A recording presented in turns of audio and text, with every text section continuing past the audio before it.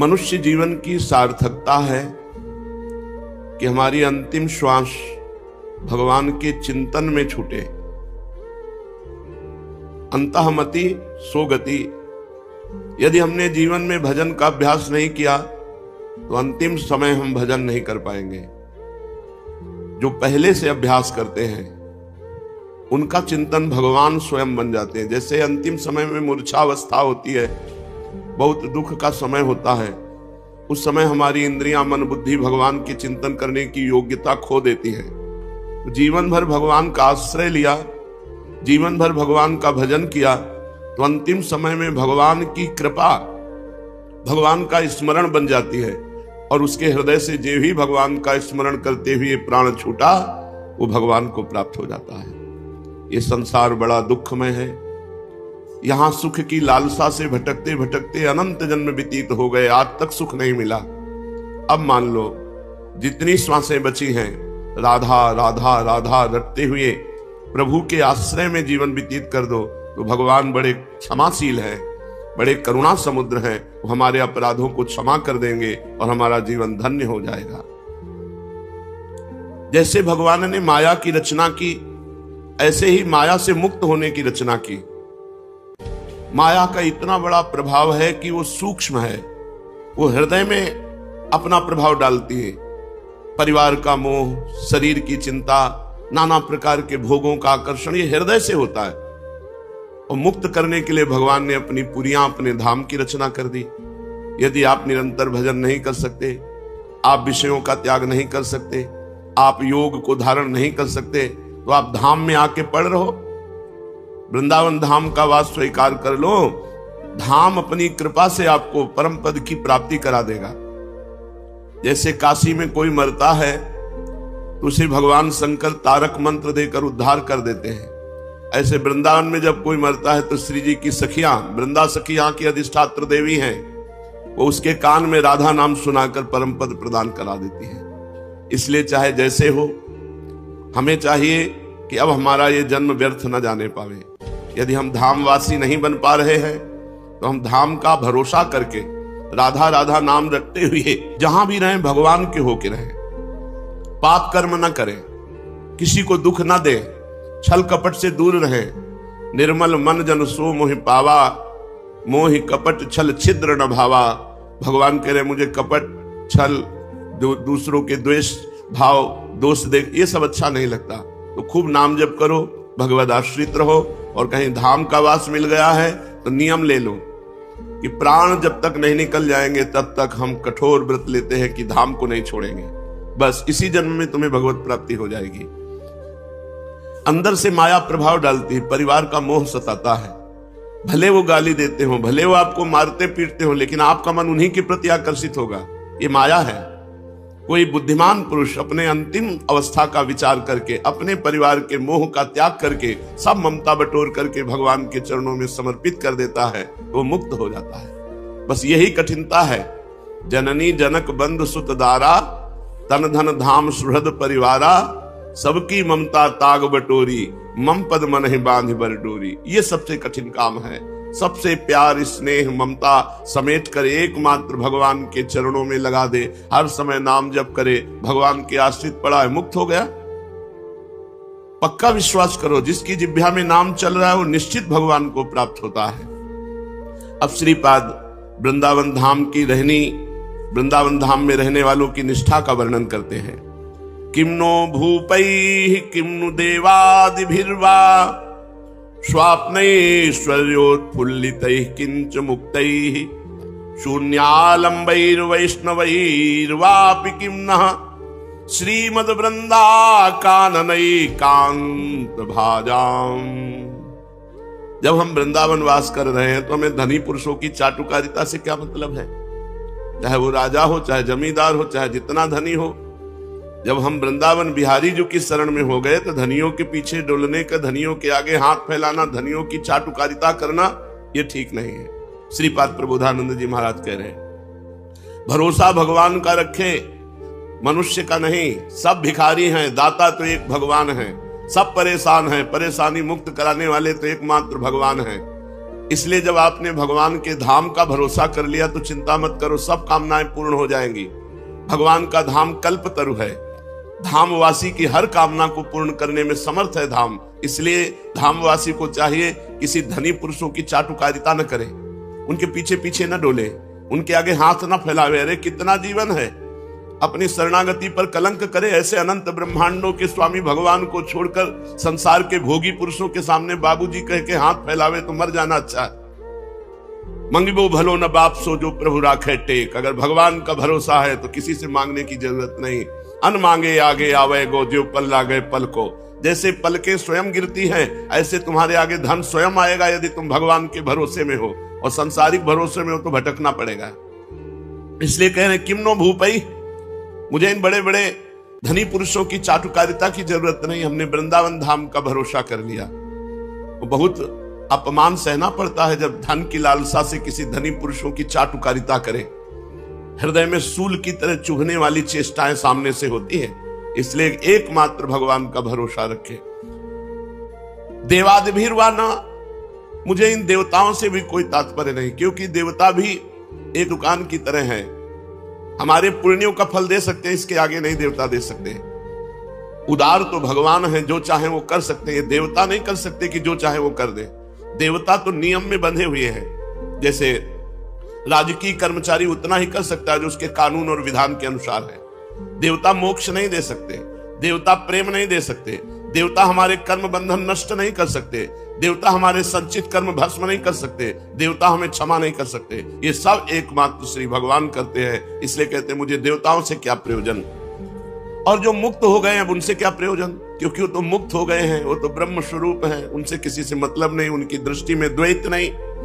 और जो वैकुंठाभिलाषी हैं उनसे भी मुझे क्या मतलब। मुझे मतलब उनसे है जो वृंदावनवासी हैं, जो प्रिया प्रीतम के प्रेम के पिपासु हैं, जो हर समय राधा राधा रटते हैं। मुझे ऐसे प्रेमी भक्तों का संग चाहिए।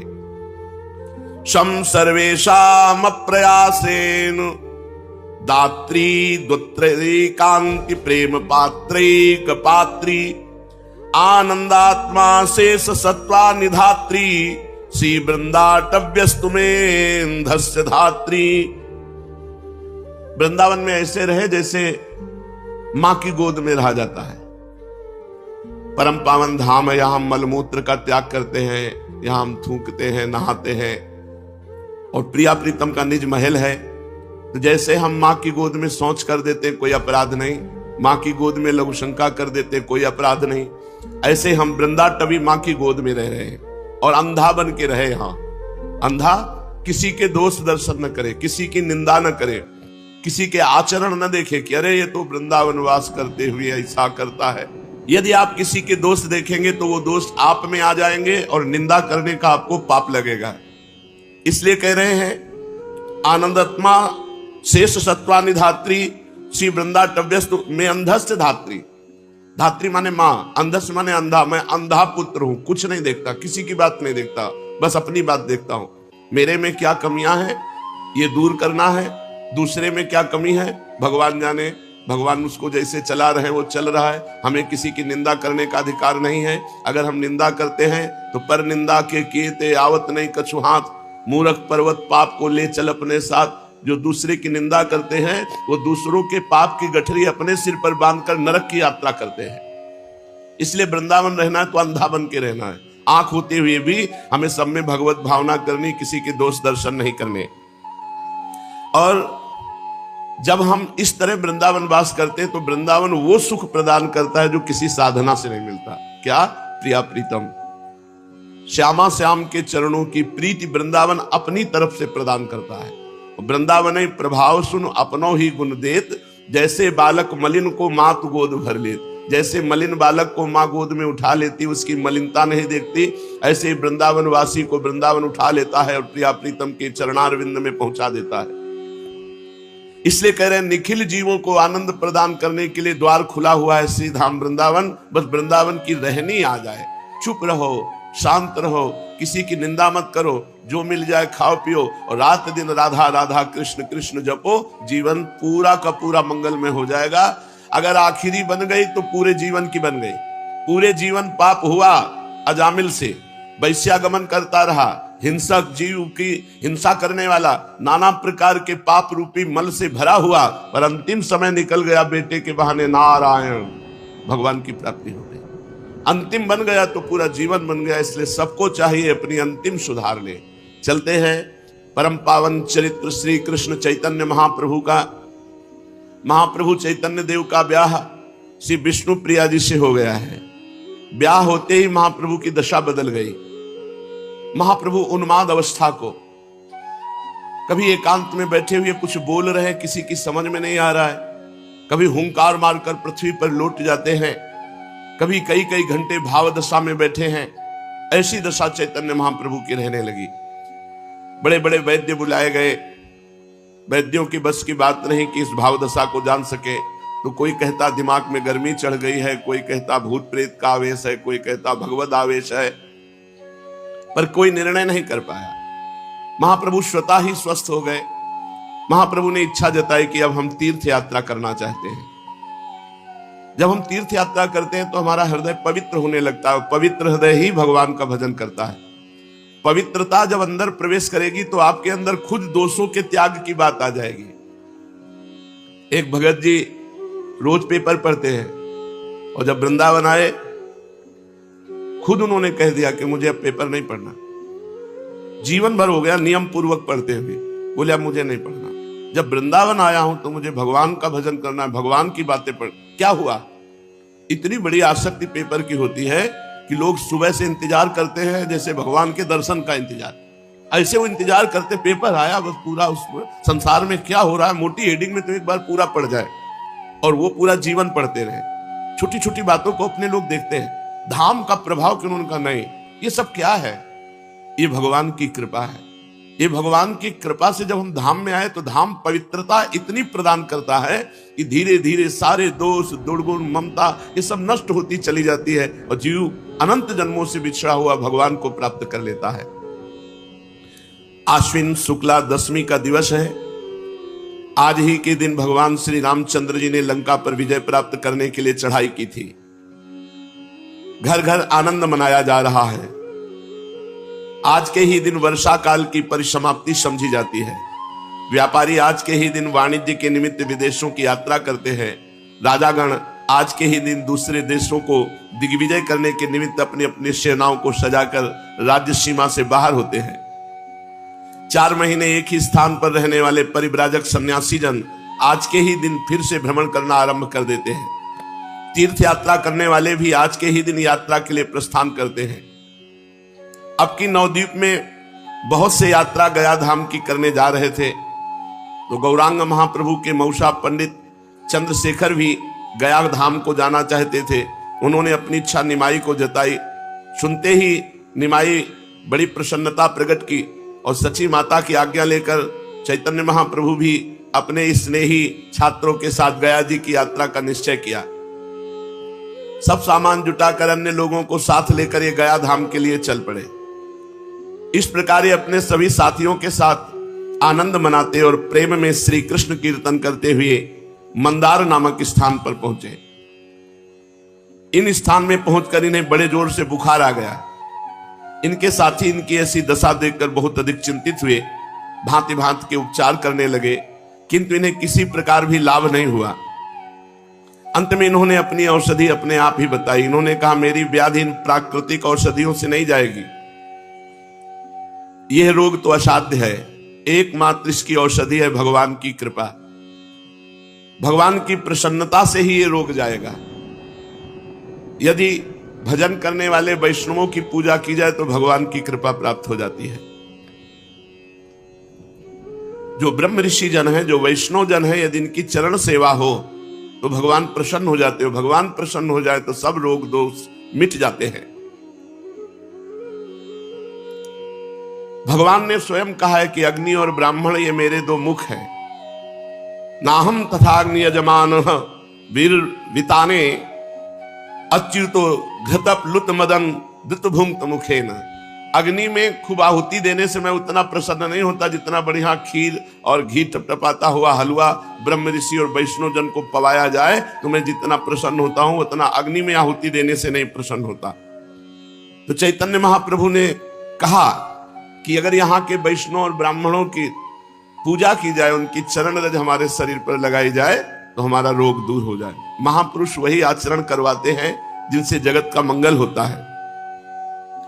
एक विद्यार्थी ने प्रश्न किया, गुरुजी, जो ब्राह्मण नहीं है, केवल ब्रह्म बंधु है, अर्थात केवल ब्राह्मण कुल में जन्मा है और ब्राह्मणों के आचरण नहीं करता, संध्या गायत्री शास्त्र की मर्यादा के अनुसार वो ब्राह्मणत्व नहीं धारण करता, तो क्या उनका भी इतना ही आदर है जितना आप कहते हैं कि वैष्णव और ब्राह्मणों की चरण रज मिल जाए तो हमारा शरीर निरोग हो जाए?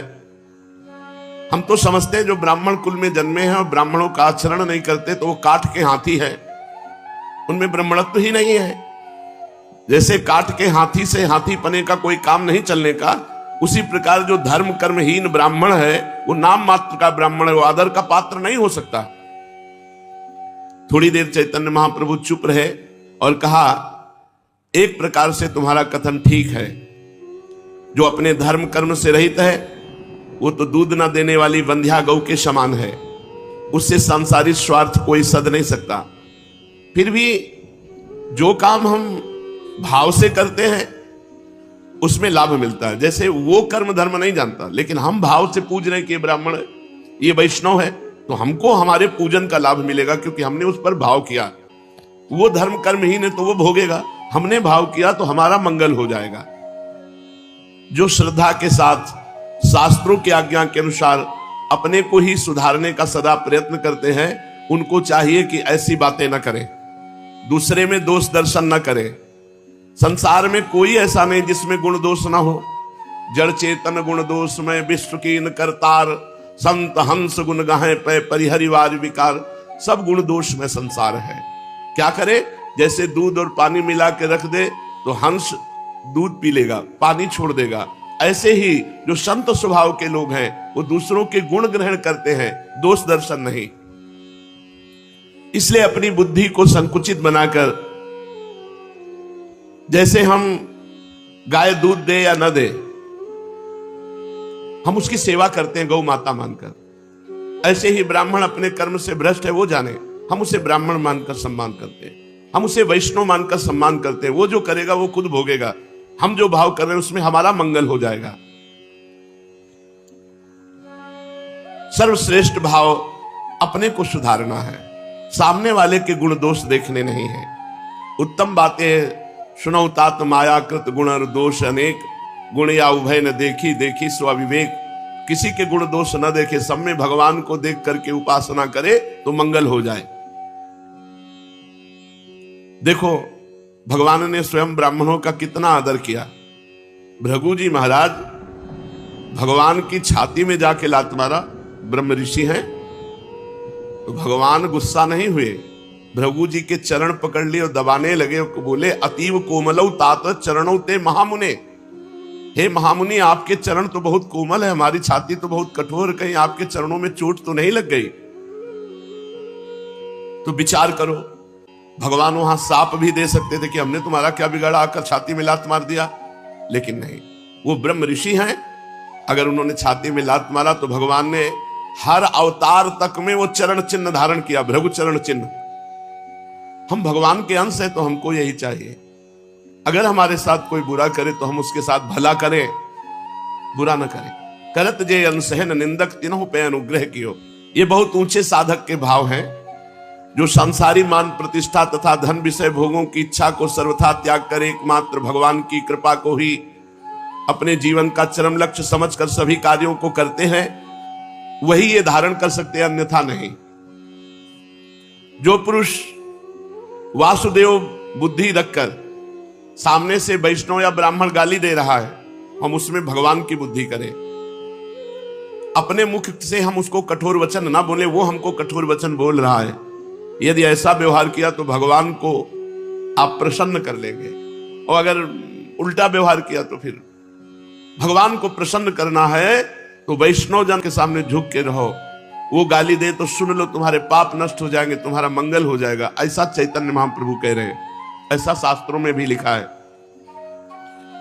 तो इनकी आज्ञा पाकर 2-3 विद्यार्थी गए और शुद्ध वैष्णव जनों और ब्राह्मण जनों की चरण रज लाए, चरणोदक लाए इन्होंने चरणोदक पिया और चरण रज लगाई, सोई बुखार खत्म। चरणोदक पीते ही अच्छे हो गए। और सभी विद्यार्थी और सब लोगों से कहा, देखा ब्राह्मणों की चरण रज और चरणामृत में कितना प्रभाव है कि हमारा इतना पीड़ा देने वाला ज्वर बुखार एक बार चरणामृत पीने से चला गया। और जो भगवान का या भक्तों का रोज चरणामृत पीते हैं बड़े भाग्यशाली हैं। अकाल मृत्यु हरणम सर्वव्याधि विनाशनम श्री कृष्ण पादोदकम पीत्वा पुनर्जन्म न विद्यते। जो भगवान का चरणामृत या भक्त का चरणामृत पीते हैं उनकी कभी अकाल मृत्यु नहीं हो सकती, और बड़े से बड़ा रोग शरीर पर होने पर भी पीड़ा नहीं दे सकता, और अंत में भगवान की प्राप्ति होगी। ये चरणामृत पीने का महत्व है। वृंदावन में बिहारी जी, राधा वल्लभ जी ठाकुर विराजमान, इनका चरणामृत मिलता है। किसी पात्र में चरणामृत ले आवे, 2 बूंद रोज पान करे। अकाल मृत्यु हरणम सर्वव्याधि विनाशनम श्री कृष्ण पादोदकम पीत्वा पुनर्जन्म न विद्यते। उसका पुनर्जन्म नहीं होगा जो रोज चरणामृत पीता है। अब अपने साथियों के साथ चैतन्य महाप्रभु आगे बढ़ने लगे। पुनपुना तीर्थ ये गया धाम में है। वहां पहुंचकर सब लोगों ने पुनपुन नाम की नदी में स्नान किया और सभी ने अपने अपने पितरों का श्राद्धादि कार्य कराया। इसके अनंतर सभी श्री गया धाम में पहुंच गए। ब्रह्म कुंड में स्नान किया। देव पितृ श्राद्धादि करके चैतन्य महाप्रभु अपने साथियों के सहित चक्रवेड़ा के भीतर विष्णु पाद पद्मों के दर्शनों के निमित्त गए। ब्राह्मणों ने पाद पद्मों पर माला पुष्प चढ़ाने को कहा। ये अपने विद्यार्थियों के द्वारा गंध पुष्प धूप दीप माला आदि सभी पूजन की बहुत सी सामग्री साथ लिवाते गए थे। गया धाम के तीर्थ पंडा जोरों से पाद पद्मों का प्रभाव वर्णन कर रहे थे। वे उच्च स्वर से कह रहे थे, इन्हीं पाद पद्मों के धोवन से जगत पावनी मुनिमन हारणी भगवती भागीरथी गंगा उत्पन्न हुई है। इन्हीं चरणों का लक्ष्मी जी बड़ी ही श्रद्धा के साथ निरंतर सेवन करती रहती है। इन्हीं चरणों का ध्यान योगी जो अपने हृदय काल में कमल में निरंतर करते रहते हैं। इन्हीं चरणों को प्रभु ने गयासुर के मस्तक पर रखकर उसे सद्गति प्रदान की थी। असंख्य लोगों की भीड़, हजारों आदमी पाद पद्मों के दर्शन कर रहे थे और बीच बीच में जय हो के घोष हो रहे थे। पंडा लोग उनसे भेंट चढ़ाने का आग्रह कर रहे थे। बार बार पाद पद्मों का पुण्य महात्म सुनाया जा रहा था। पाद पद्मों का महात्म सुनते ही चैतन्य महाप्रभु आत्म विस्मृत हो गए। उन्हें शरीर का होश नहीं रहा। महाप्रभु के भावावेश आ गया। शरीर थरथर कांपने लगा। अरुण ओष्ठ कोमल पल्लव की भांति हिलने लगे। आंखों से अश्रुधारा बहने लगी। उनके चेहरे से भारी तेज प्रकाशित हो रहा था। वे एकटक भगवान विष्णु के चरण कमल की ओर निहार रहे थे और वहां कौन है, क्या कर रहा है, ये सब कुछ नहीं, भूल गए। किसने स्पर्श किया, कौन पकड़े हुए, इन सब बातों का पता नहीं। वे संज्ञा शून्य से होकर कांप रहे हैं। उनका शरीर उनके वश में नहीं। वे मूर्छित होकर गिरने वाले ही थे कि इसी बीच में एक सभा को चीरते हुए तेजस्वी सन्यासी आए और उनको पकड़ लिया, गिरने से बचा लिया। फिर उनके साथियों ने संभाला, भीड़ से हटाकर बाहर ले गए। बाहर पहुंचकर कुछ कुछ होश आया। वे निद्रा से उठे हुए मनुष्य की भांति चारों ओर आंख उठा उठा कर देखने लगे। सहसा उनकी दृष्टि एक तेजस्वी सन्यासी पर पड़ी जो गिरते हुए से पहले उन्होंने संभाला था। उन्हें देखकर चौंक उठे। उनके आनंद का वारा पार नहीं रहा। इन्होंने दौड़ करके सन्यासी जी के चरण कमल पकड़ लिए। अपनी आंखों से अश्रु विमोचन करते हुए सन्यासी ने इन्हें उठाकर गले से लगा लिया। इनके स्पर्श मात्र से सन्यासी महाशय बेहोश हो गए। दोनों ही शरीर सुधि से परे महापुरुष, दोनों को ही शरीर का होश नहीं, दोनों ही प्रेम में विभोर होकर अश्रु विमोचन कर रहे थे। यात्री इन दोनों के ऐसे अलौकिक प्रेम को देखकर आनंद सागर में गोते खाने लगे। बहुत से लोग एकत्रित हो गए। चारों ओर से लोगों की भीड़ लग गई। कुछ काल में सन्यासी जी को कुछ कुछ चेतना हुई। उन्होंने बड़े ही प्रेम से इनका हाथ पकड़कर एक ओर बिठाया और अत्यंत प्रेम पूर्ण वाणी से कहने लगे, निमाई पंडित, आज मेरा भाग्योदय हुआ जो सहसा तुम्हारा दर्शन हो गया।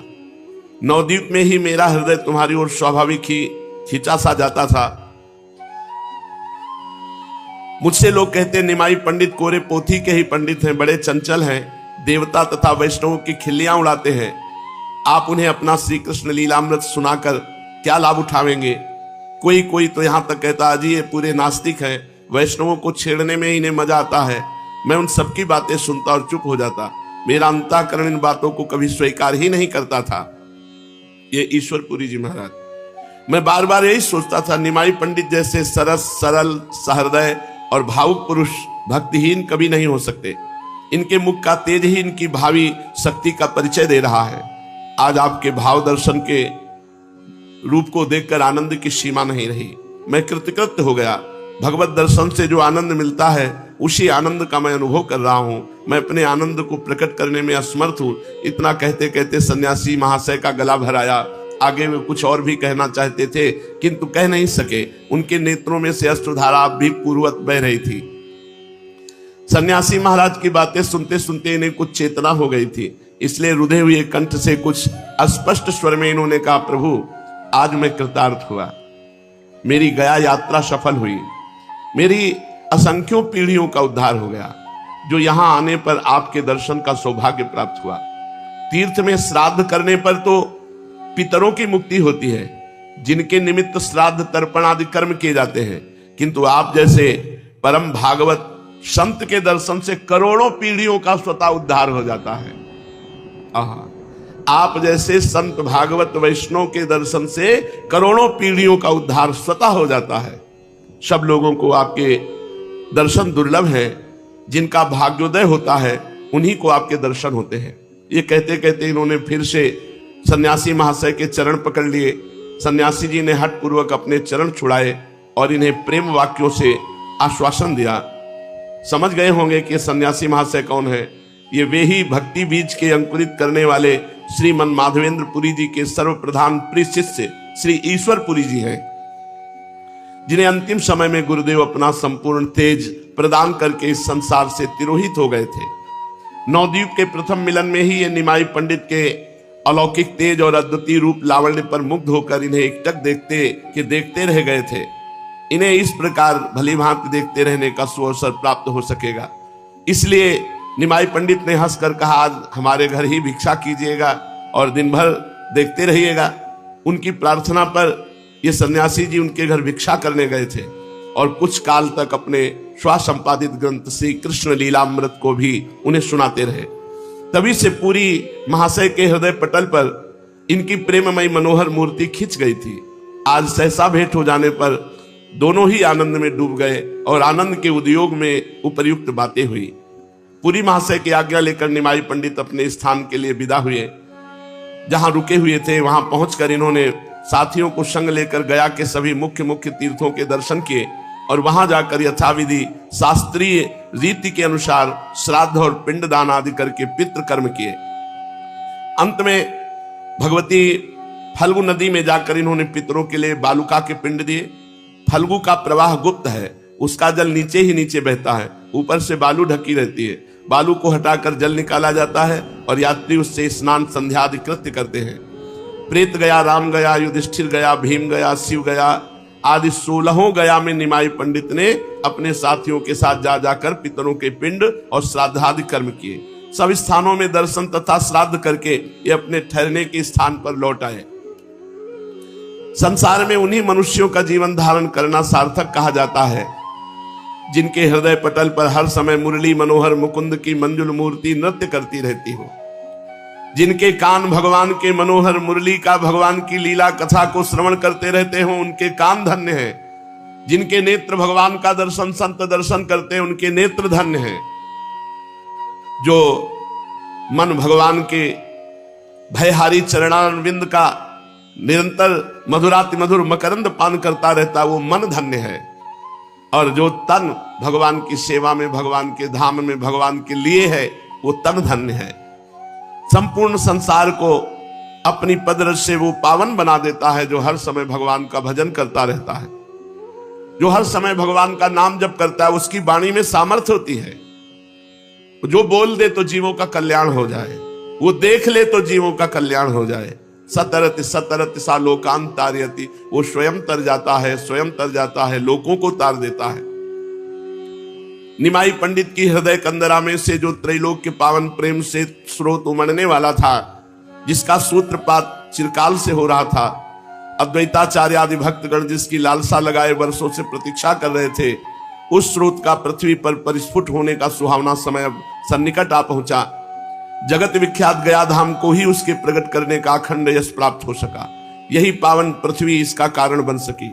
आहा वसुंधरा पुण्यवती च तेनो, सचमुच वो वसुंधरा बड़ी भागनी है जिसके संसर्ग में किसी महापुरुष की लोक विख्यात घटना के साथ हो सके।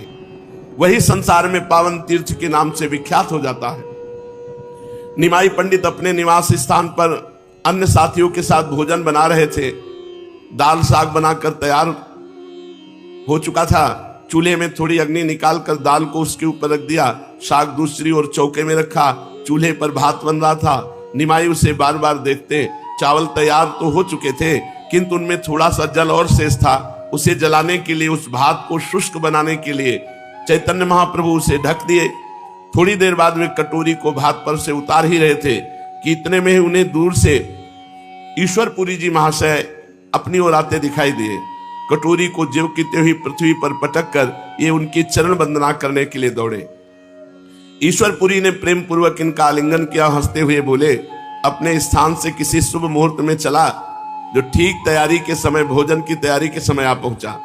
नम्रता के साथ चैतन्य महाप्रभु ने उत्तर दिया, जिस समय भाग्योदय होता है और पुण्य कर्मों का संस्कार जागृत होता है उस समय आप जैसे संतों का दर्शन होता है, आप जैसे संतन के दर्शन करने का सौभाग्य होता है। प्रभु भोजन बिल्कुल तैयार है, हाथ पैर धोइए और भिक्षा करने की कृपा कीजिए। हंसते हुए पुरी महाशय बोले, खूब कही, अपने लिए बनाए हुए अन्न को हमें ही खिला दोगे तो तुम क्या खाओगे? नम्रता के साथ नीची निगाह करके इन्होंने उत्तर दिया, अन्न तो आपका ही है, मैं तो केवल बनाने वाला पाचक मात्र हूं, आज्ञा होगी तो और बना दूंगा। ईश्वरपुरी ने देखा है भिक्षा बिना कराए मानेंगे नहीं, इसलिए बोले, अच्छा फिर से बनाने की आवश्यकता नहीं, जो बना है उसी में आधा आधा बांटकर खा लेंगे, क्यों मंजूर है ना? किंतु हम ठहरे सन्यासी और आप ठहरे गृहस्थी, हमारी भिक्षा होगी और तुम्हारा भोजन होगा, इस प्रकार कैसे काम चलेगा? तुम थोड़ी देर के लिए भिक्षा कर लो, सन्यासी बन जाओ। कुछ हंसते हुए निमाई पंडित ने कहा, थोड़ी देर के लिए क्यों, समय आएगा तो पूरे जीवन के लिए सन्यासी बनेंगे, पर अभी आप जैसी आज्ञा कर रहे हैं वैसा ही करेंगे। पहले हाथ पैर धोए, फिर पुरी जी के पैर धोए और उन्हें एक सुंदर आसन पर बिठाया। ईश्वरपुरी महाशय बैठकर भोजन करने लगे। जब चैतन्य महाप्रभु जैसे परोसने वाले हों तब भला फिर किसकी तृप्ति हो सकती है। धीरे धीरे इन्होंने आग्रह कर करके सभी सामान पुरी महाशय को परोस दिया और वे भी प्रेम के वशीभूत होकर के सब पा गए। अग्नि तो जल ही रही थी, क्षण भर में ही दूसरी बार भी भोजन तैयार हो गया, मानो अन्नपूर्णा ने स्वयं भोजन तैयार कर दिया हो। भोजन तैयार होने पर इन्होंने भी भोजन किया और फिर परस्पर बातें होने लगी। हाथ जोड़े हुए चैतन्य महाप्रभु ने कहा, भगवान अब तो हमें बहुत दिन इस बाह्य वृत्ति के जीवन को बिताते हुए हो गए, अब हमें अपने चरणों की शरण प्रदान कीजिए, कृपा करके थोड़ी बहुत श्री कृष्ण भक्ति हमें भी दीजिए। इनकी बात का उत्तर देते हुए ईश्वरपुरी महाशय ने कहा, सही बतावें, आप तो स्वयं ही श्री कृष्ण स्वरूप हैं, आपको भला भक्ति कौन प्रदान कर सकता है? आप स्वयं ही संपूर्ण संसार को प्रेम प्रदान कर सकते हैं। दीनता के साथ इन्होंने कहा, प्रभु ऐसी बातें बनाकर मेरी वंचना न कीजिए, मेरी प्रार्थना स्वीकार कीजिए और मुझे श्री कृष्ण मंत्र प्रदान कर दीजिए। ईश्वरपुरी ने सरलता के साथ कहा, आप श्री कृष्ण मंत्र प्रदान करने को ही कहते हैं, हम आपके कहने पर अपने प्राण प्रदान कर सकते हैं, किंतु हमें इतनी योग्यता हो तब तो, हम तो स्वयं अधम हैं, प्रेम का रहस्य हम स्वयं नहीं जानते, फिर आप जैसे कुलीन और विद्वान ब्राह्मण को हम मंत्र प्रदान कैसे कर सकेंगे? बड़ी सरलता के साथ आंखों में आंसू भर करके चैतन्य महाप्रभु ने उत्तर दिया, प्रभु आप सर्व सामर्थ्यवान हैं, आप स्वयं ईश्वर हैं, आपका श्री विग्रह ही प्रेम की सजीव मूर्ति है, आप चाहें तो संसार भर को प्रेम पीयूष में प्लावित कर सकते हैं। कुछ विवशता दिखाते हुए ईश्वरपुरी ने कहा, संसार को प्रेम पीयूष के पुण्य पयोधि में डुबाने के लिए तो एकमात्र आप में ही सामर्थ्य मुझे दिखाई दे रही है, किंतु आप अपने गुरु पद के गुरुतर गौरव का सौभाग्य मुझे प्रदान करना चाहते हैं तो फिर मैं विवश हूं, आपकी आज्ञा को टाल ही कौन सकता है? जैसी आपकी आज्ञा होगी उसी प्रकार मैं करने के लिए तैयार हूं। इतना कहकर पुरी महाशय मंत्र दीक्षा देने के लिए तैयार हो गए। उसी समय पत्रा देख करके दीक्षा की शुभ तिथि निश्चित की गई। नियत तिथि आ गई। चैतन्य महाप्रभु नवीन उल्लास और आनंद के साथ मंत्र दीक्षा लेने के लिए तैयार हो गए। इनके सभी साथियों ने उस दिन दीक्षोत्सव के उपलक्ष्य में खूब तैयारियां की थी। नियत समय पर ईश्वरपुरी महाशय आ गए, उनकी पदधूलि इन्होंने मस्तक पर चढ़ाई और स्वस्ति वाचन हुआ। भगवान के मधुर मंजुल नामों का संकीर्तन करने के अनंतर पुरी महाशय इनके कान में मंत्र का उपदेश ईश्वरपुरी जी ने चैतन्य महाप्रभु को दिया। मंत्र श्रवण करते ही चैतन्य महाप्रभु हुंकार मारी और मूर्छित होकर गिर पड़े। शरीर का होश ही नहीं। साथियों ने भांति भांति के उपचार करके फिर इन्हें सावधान किया। बहुत देर के अनंतर इन्हें कुछ होश हुआ। तब तो इनकी विचित्र दशा हो गई। ये खूब जोर जोर से रोते, हा कृष्ण हा गोपी जन वल्लभ। कभी हंसने लगते, कभी फिर चिल्लाते, हा कृष्ण हा मेरे स्वामी, ऐसा कहकर जोरों से रुदन करते। कभी ये कहते हुए कि मैं तो श्री कृष्ण के पास ब्रज में जाऊंगा, और भागने लगते। इनके साथी इन्हें पकड़ पकड़ कर लाते, किंतु ये पागलों की भांति उनसे अपने शरीर को छुड़ा छुड़ा कर ब्रज की तरफ, वृंदावन की तरफ भागते। फिर जोर जोर से प्रलाप करने लगते। जब साथियों ने पकड़ लिया, रोते रोते कहते, प्यारे हे कृष्ण, मुझे छोड़कर तुम कहां चले गए? हे मेरे कृष्ण, मुझे अपने साथ ले चलो। इतना कहकर फिर जोरों से रोने लगते। कभी रोते रोते अपने विद्यार्थियों तथा साथियों से कहते, भैया तुम सब लोग अपने अपने घर जाओ, अब हम लौटकर घर नहीं जाएंगे। हम तो वृंदावन जाकर श्री कृष्ण के पास रहेंगे। हमारी माता को हमारा हाथ जोड़कर प्रणाम कहना और कह देना, तेरा निमाई पागल हो गया है। इनके सभी साथी इनकी ऐसी अलौकिक दशा देखकर चकित हो गए। भांति भांति से प्रबोध करने लगे, समझाया, किंतु वे किसी की मानते ही नहीं थे। इस प्रकार रुदन तथा प्रलाप में रात्रि व्यतीत हो गई। सभी साथी तथा शिष्यगण सुख की नींद में सो गए, किंतु चैतन्य महाप्रभु को नींद कहां। सुखी संसार सुख रूपी मोह निशा में शयन कर सकता है। संसार जो एकदम मूर्ख प्रवृत्ति में फंसा है, वो तो चैन से है। थोड़ा भी ज्ञान होगा तो इस सत संसार में रति नहीं हो सकती। सुखिया सब संसार है, खावे और सोए, दुखिया दास कबीरा जागे और रोवे। जो प्रेमी जन है वो रात्रि में उनको चैन कहां है कि वो टांग पसार के सोवे। वो तो हा कृष्ण हा राधा पूरी रात भजन करते हुए व्यतीत होता है। सुखिया सब संसार है, खावे और सोए, दुखिया दास कबीरा जागे और रोए। अपने प्रभु को एकांत में प्रेमी जन पुकार पुकार कर समय व्यतीत करते हैं। जिनके हृदय में विरह की वेदना की तीव्र ज्वाला उठ रही है, उनके नयनों में नींद कहां। सबके सो जाने पर ये जल्दी से उठ खड़े हुए और रात्रि में ही रुदन करते हुए ब्रज की ओर दौड़ने लगे। इनके प्राण श्री कृष्ण से मिलने के लिए छटपटा रहे थे। इन्होंने साथी तथा शिष्यों की कुछ भी परवाह न की, घोर अंधकार में अकेले ही भागने लगे। थोड़ी दूर ही चले होंगे कि इनको एक वाणी सुनाई दी, अंतर्वाणी। मानो भगवान ने कहा, तुम्हारा ब्रज जाने का भी समय नहीं है, अभी तुम कुछ काल धैर्य धारण करो। अभी अपने सत्संग से नवद्वीप के भक्तों को आनंदित करके प्रेम दान करो। योग्य समय आने पर तुम ब्रज में जाना। आकाशवाणी का आदेश पाकर ये तुरंत लौट पड़े, अपने स्थान पर आ गए और आसन पर पड़ गए। प्रेम में पागल हुए उन मतवाले जनों की महिमा का क्या वर्णन करें। अगर स्वप्न में भी कभी ऐसे प्रेमी का दर्शन हो जाए तो जीवन बदल जाए। वे संसार में बड़भागी हैं जिन्हें ऐसे भक्तों के निरंतर सत्संग का सौभाग्य जिन्हें प्राप्त हो सका है। भक्तों का संग बड़ा दुर्लभ है। वास्तविक जो भगवान के भक्त हैं, प्रेमी जन हैं, ऐसे संतों का संग बड़ा दुर्लभ, सा महात्मा सुदुर्लभा। उनके भाग्य की तो भला सराहना कर ही कौन सकता है। इसीलिए तो महाभागवत विदुर जी ने भगवत दासों के दासों का दास बनने में ही अपने को कृतकृत्य माना। सचमुच भगवान के भक्तों का संग बड़ा ही मधुमय, आनंदमय, रसमय होता है।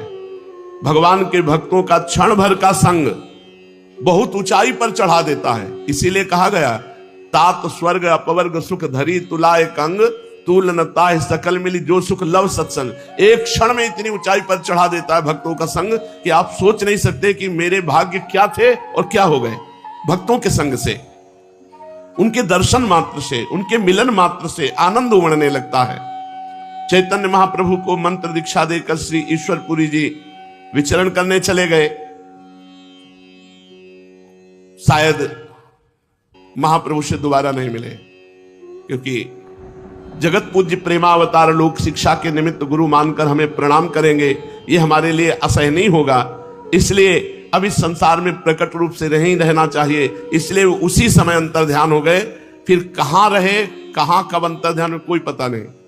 उसी समय से उनके गुरु जी ईश्वरपुरी जी अंतर्धान हो गए, मतलब पता ही नहीं चला कि ईश्वरपुरी जी कहां गए।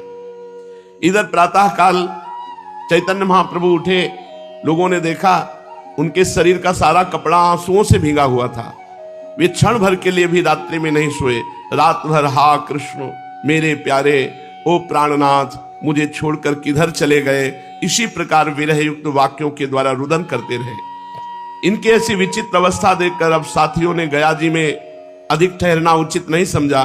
इनके शिष्य ने बड़ी सावधानी के साथ इनके शरीर को संभालते हुए नवद्वीप की ओर चले। ये होश नहीं है, शिष्यों के सहारे से चल रहे हैं, शरीर का कुछ भी होश नहीं। कभी कभी होश में आ जाते और फिर जोरों से चिल्ला उठते, हा कृष्ण किधर चले गए, हा प्राणनाथ रक्षा करो, हे पतित पावन इस पापी का भी उद्धार करो। इस प्रकार ये श्री कृष्ण प्रेम में बेसुध हुए साथियों के सहित कुमारहट्ट नाम के ग्राम में आए। ये कुमारहट्ट जिनसे इन्होंने श्री कृष्ण मंत्र की दीक्षा ली है, जिन्होंने इन्हें पंडित से प्रेम दीवाना बना दिया, उन्हीं ईश्वरपुरी जी के जन्म स्थान का नाम कुमारहट्ट नामक ग्राम है। प्रभु ने जे भी अपने गुरुदेव के गांव को देखा तो दूर से उस नगरी को साष्टांग प्रणाम किया। मेरे गुरुदेव इस गांव में प्रकट हुए हैं, दूर से उस नगरी को प्रणाम किया। फिर गुरु महिमा का महत्व बताने के लिए ग्राम की धूल रज लेकर के अपने शरीर पर मल रहे और साथियों से कहा कि ये वो गांव है जिसमें हमारे गुरुजी प्रकट हुए, तो कभी न कभी तो उनके चरण पड़े होंगे इस धूलि में, और उस धूलि को लेकर अपने माथे पर अपने शरीर पे धारण करते। ये रज हमारे लिए अत्यंत पवित्र है, इससे बढ़कर त्रिलोकी में कोई भी वस्तु नहीं हो सकती। जिस गांव में हमारे गुरुजी प्रकट हुए, इस गांव का कुत्ता भी हमारे लिए बंधनीय है। चैतन्य महाप्रभु ने कहा कुमारहट्ट का कुत्ता भी हमारे लिए बंधनीय है।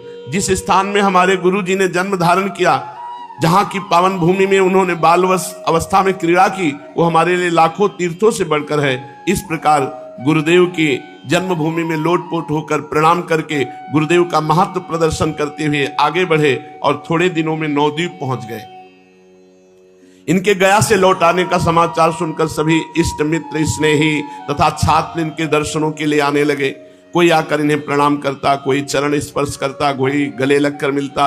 ये सबका यथोचित आदर करते, किसी को पुचकारते, किसी को आशीर्वाद देते, किसी के सिर पर हाथ रख देते, और जो अवस्था में बड़े थे और इनके माननीय थे उन्हें ये स्वयं प्रणाम करते। वे इन्हें भांति भांति के आशीर्वाद देते। सची माता तथा विष्णु प्रिया के आनंद का तो कुछ ठिकाना ही नहीं था। वे मन ही मन बहुत प्रसन्न हो रही थी। उस भारी भीड़ में वे दोनों एक और चुपचाप बैठी थी। सबसे मिल लेने पर इन्होंने प्रेम पूर्वक सभी को विदा किया और स्वयं स्नान आदि में लग गए। इनका भाव विचित्र था, शरीर की दशा एकदम परिवर्तित हो गई थी। माता को इनकी ऐसी दशा देखकर बड़ा आश्चर्य हुआ, किंतु वे कुछ पूछ न सके। तीसरे पहर जब ये स्वस्थ होकर बैठ गए, तब श्रीमान पंडित सदाशिव कविराज मुरारी गुप्त आदि इनके अंतरंग स्नेही इनके समीप आकर गया यात्रा का वृत्तांत पूछने लगे। सबकी जिज्ञासा देखकर इन्होंने कहना प्रारंभ किया, पुरी की यात्रा का क्या वर्णन करूं, मैं तो पागल हो गया। जिस समय पाद पद्मों का महात्म्य मेरे कानों में पड़ा, जब मैंने सुना कि प्रभु के पाद पद्म सभी प्रकार के प्राणियों को पावन और प्रेममय बनाने वाले हैं, पापी से पापी मनुष्य भी भगवान के चरणों का सहारा पाकर अपार संसार सागर से सहज में ही तर जाता है। जिन पाद पद्मों के धोवन से त्रिलोक पावनी गंगा जी प्रकट हुई, उन्हीं चरणों का दर्शन करने से किसे परम शांति न मिल सकेगी। इतना सुनते ही मैं बेहोश हो गया।